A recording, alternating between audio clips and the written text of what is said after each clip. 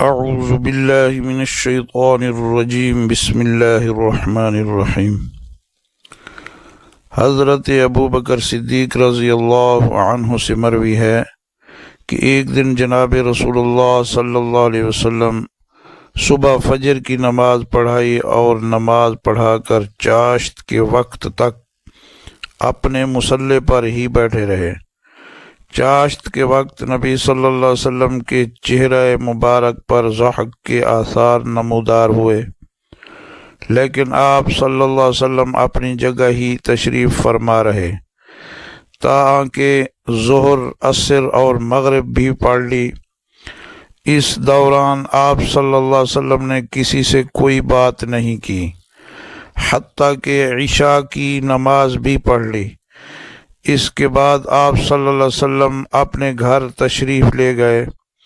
لوگوں نے حضرت ابو بکر صدیق رضی اللہ تعالی عنہ سے کہا کہ آپ نبی صلی اللہ علیہ وسلم سے آج کے احوال سے متعلق کیوں نہیں دریافت کرتے؟ آج تو نبی صلی اللہ علیہ وسلم نے ایسا کام کیا ہے کہ اس سے پہلے کبھی نہیں کیا۔ چنانچہ حضرت ابو بکر صدیق رضی اللہ عنہ گئے اور نبی صلی اللہ علیہ وسلم سے اس دن کے متعلق دریافت کیا۔ نبی صلی اللہ علیہ وسلم نے فرمایا، ہاں میں بتاتا ہوں۔ دراصل آج میرے سامنے دنیا اور آخرت کے وہ تمام امور پیش کیے گئے جو آئندہ رونما ہونے والے ہیں۔ چنانچہ مجھے دکھایا گیا کہ تمام اولین و آخرین ایک ٹیلے پر جمع ہیں۔ لوگ پسینے سے تنگ آ کر بہت گھبرائے ہوئے ہیں۔ اسی حال میں وہ حضرت آدم علیہ السلام کے پاس جاتے ہیں اور گھبرائے سینہ گویا ان کے منہ میں لگام کی طرح ہے۔ وہ لوگ حضرت آدم علیہ السلام سے کہتے ہیں کہ اے آدم، آپ ابو البشر ہیں، اللہ نے آپ کو اپنا برگزیدہ بنایا ہے، اپنے رب سے ہماری سفارش کر دیجئے۔ حضرت آدم علیہ السلام نے انہیں جواب دیا کہ میرا بھی وہی حال ہے جو تمہارا ہے۔ اپنے باپ آدم کے بعد دوسرے باپ ابو البشر ثانی حضرت نوح علیہ السلام کے پاس چلے جاؤ، کیونکہ اللہ نے انہیں بھی اپنا برگزیدہ بندہ قرار دیا ہے۔ چنانچہ وہ سب لوگ حضرت نوح علیہ السلام کے پاس جاتے ہیں اور ان سے کہتے ہیں کہ آپ اپنے پروردگار سے ہماری سفارش کر دیجئے۔ اللہ نے آپ کو بھی اپنا برگزیدہ بندہ قرار دیا ہے، آپ کی دعاؤں کو قبول کیا ہے اور زمین پر کسی کافر کا گھر باقی نہیں چھوڑا۔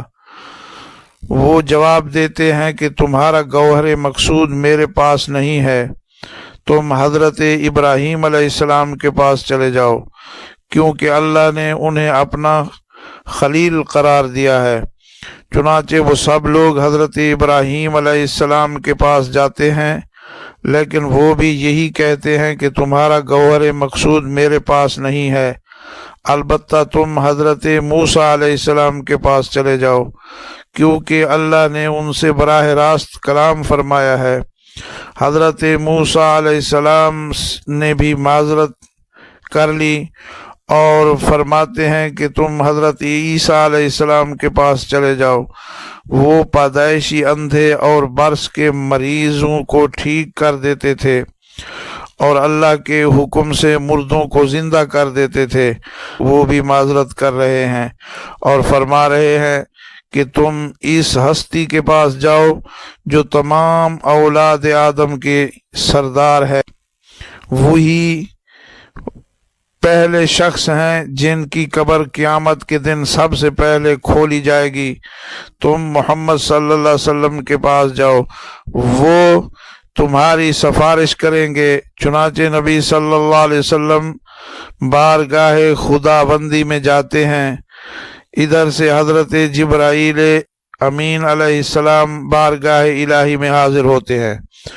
اللہ کی طرف سے حکم ہوتا ہے کہ میرے پیغمبر کو آنے کی اجازت دو اور انہیں جنت کی خوشخبری دو۔ چنانچہ حضرت جبرائیل علیہ السلام یہ پیغام نبی صلی اللہ علیہ وآلہ وسلم کو پہنچاتے ہیں، جسے سن کر نبی صلی اللہ علیہ وسلم سجدے میں گر پڑتے ہیں اور متواتر 1 ہفتے تک سربا سجود رہتے ہیں۔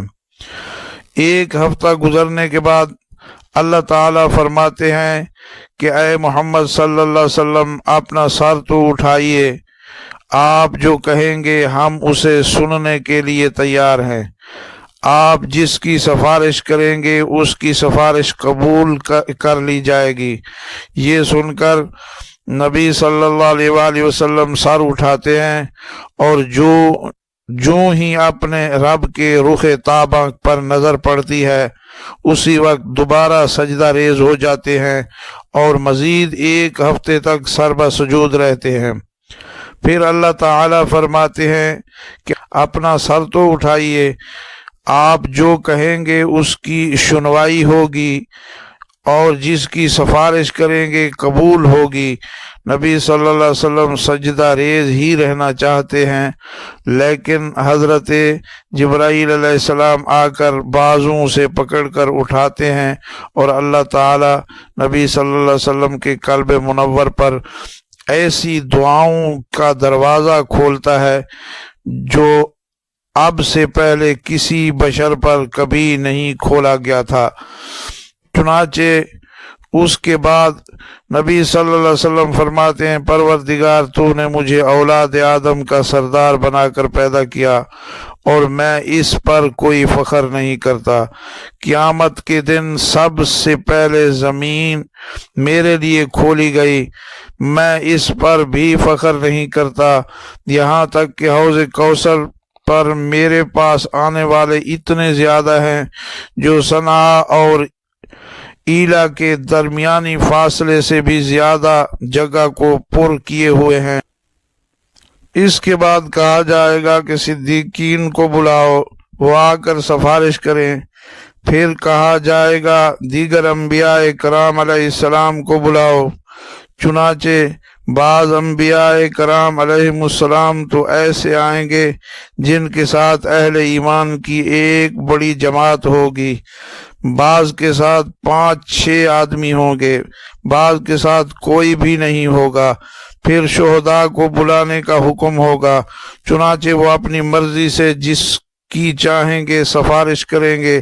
جب شہداء بھی سفارش کر چکیں گے تو اللہ تعالیٰ فرمائیں گے کہ میں ارحم الراحمین ہوں، جنت میں وہ تمام لوگ داخل ہو جائیں جو میرے ساتھ کسی کو شریک نہیں ٹھہراتے تھے۔